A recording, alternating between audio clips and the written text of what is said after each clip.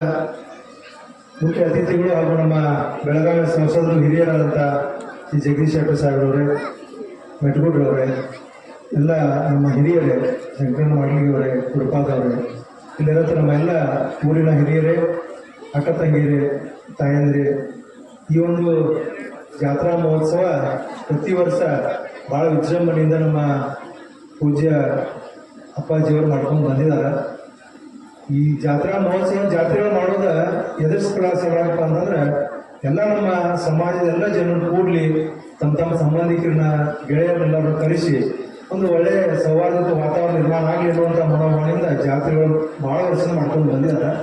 ಈ ಭಾಗದೊಳಗೆ ಪೂಜ್ಯರು ಬಂದು ನ್ಯಾಯಾಲಯದ ಮಠ ಕಟ್ಟಿದಾಗಂತರೂ ಬಹಳ ಒಂದು ಅದ್ದೂರಿಯಾಗಿ ಜಾತ್ರಾ ಮಹೋತ್ಸವ ಇರ್ಬೋದು, ಮತ್ತೆ ಈ ಒಂದು ಕಾರ್ಯಕ್ರಮಗಳಿರ್ಬೋದು, ನಮ್ಮ ಬೇರೆ ಬೇರೆ ಎಲ್ಲ ಪೂಜ್ಯರನ್ನು ಕರೆಸಿ ಅವ್ರ ಕಡೆಯಿಂದ ಪ್ರವಚನ ನಡೆಸುವಂತ ಇರ್ಬೋದು, ಇದೆಲ್ಲ ಕಾರ್ಯಕ್ರಮ ಬಹಳ ಒಳ್ಳೆಯ ರೀತಿಯಲ್ಲಿ ನಡ್ಕೊಂಡು ಬಂದಿದ್ದಾವೆ. ಅದು ಈ ಒಂದು ಸ್ಥಳ ಅಂತಂದ್ರೆ ಬಹಳ ಜಾಗೃತ ಸ್ಥಳ. ಬಹಳ ಇಲ್ಲೇನ ಈಗ ಹೇಳಿಲ್ಲ, ನಮ್ಮ ಮಾತಾಡ್ತಾ ಹೇಳಿದ್ರು, ಈ ಒಂದು ಜಗದೊಳಗೆ ಯಾರು ಏನು ಬಡ್ಕೊತಾರ ಅವ್ರಿಗೆ ಚಿಂತೆ ಆಗ್ತೈತೆ ಅನ್ನುವಂಥ ಮಾತನ್ನು ಹೇಳಿದ್ರು. ಅಂದ್ರೆ ಅಂತ ಒಂದು ಪವಿತ್ರವಾದ ಮಠ ಇದೆ ಅಂತ ಆ ಪೂಜ್ಯರ ಒಂದು ಆಶೀರ್ವಾದದೊಂದಿಗೆ ಸಾಕಷ್ಟು ಅನೇಕ ಒಂದು ಒಳ್ಳೆಯ ಕಾರ್ಯಗಳು ಇವರೊಳಗೆ ಸುತ್ತಮುತ್ತಲೊಳಗೆ ನಡ್ಕೊಂಡು ಬಂದಿದ್ದು ನಾವು ನೋಡಿದ್ದೀವಿ.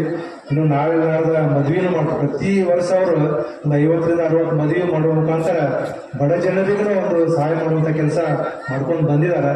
ಅದಕ್ಕೆ ಇನ್ನೂ ಹೆಚ್ಚೆಚ್ಚು ಈ ಒಂದು ಭಾಗದೊಳಗೆ ಆಧ್ಯಾತ್ಮಿಕವಾಗಿ ಸಾಕಷ್ಟು ಕಾರ್ಯಕ್ರಮಗಳನ್ನ ಪೂಜೆ ಮಾಡಲಿ, ಅದರೊಳಗೆ ನಾವೆಲ್ಲರೂ ಸಕ್ರಿಯವಾಗಿ ಭಾಗವಹಿಸುವಂತ.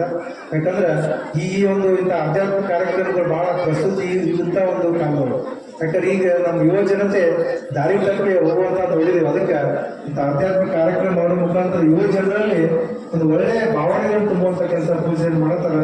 ಅದು ಒಂದು ಒಳ್ಳೆಯ ಕಾರ್ಯ ಅಂತ ಹೇಳ್ತಾ ಈ ಒಂದು ಕಾರ್ಯಕ್ರಮ ನಮ್ಮೆಲ್ಲರೂ ಕಲಿಸೋದಕ್ಕೆ ಅವ್ರಿಗೆಲ್ಲರಿಗೂ ನಮ್ಮೆಲ್ಲ ಆಯೋಜಕರಿಗೆ ಧನ್ಯವಾದ ಹೇಳ್ತೇನೆ. ಅದು ಪೂಜೆಯ ಆಶೀರ್ವಾದ ನಮ್ಮೆಲ್ಲರ ಆಗಿಲ್ಲ ಅಂತೇಳಿ ಎರಡು ಮಾತು ಮುಗಿಸ್ತಾರೆ.